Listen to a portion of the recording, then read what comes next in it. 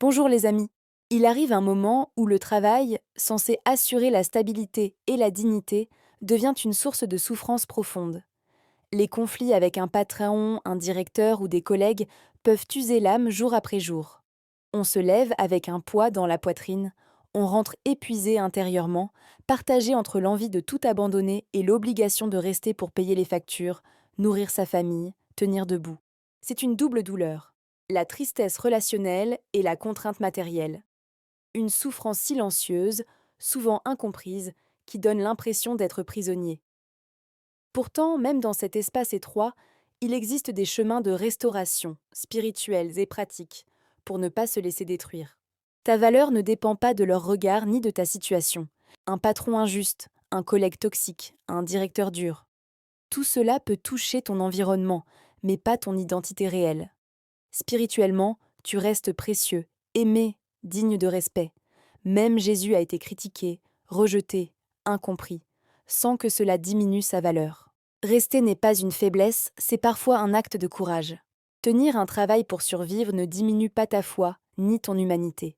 Parfois, rester est un temps de formation intérieure, un passage que Dieu peut utiliser pour te préparer à des opportunités meilleures. Prends soin de ton cœur comme ton bien le plus précieux. Protège-toi intérieurement. Limite les discussions qui t'empoisonnent. Prends du recul. Respire profondément. Médite ou prie. La paix intérieure ne dépend pas toujours des circonstances extérieures. Ne combats pas seul. Parle à Dieu. Parle à quelqu'un de confiance, un mentor ou même un professionnel.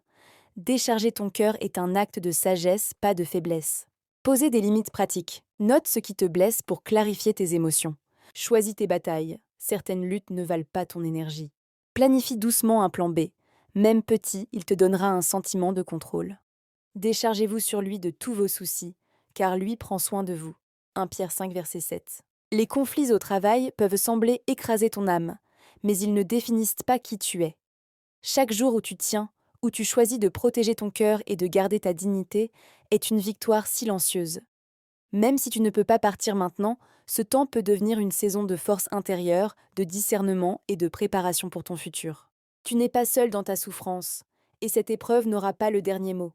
Ta valeur est intacte, ta dignité est préservée, et la paix que tu cultives intérieurement est un trésor que personne ne peut te voler. Si tu te retrouves dans ce message, laisse un commentaire pour prendre la victoire. Écris simplement Dieu est au contrôle, et je prierai pour toi afin que la bénédiction, la pluie du ciel t'accompagne et te délivre. Ne garde pas ce message pour toi, partage-le pour propager la bénédiction. Jésus t'aime.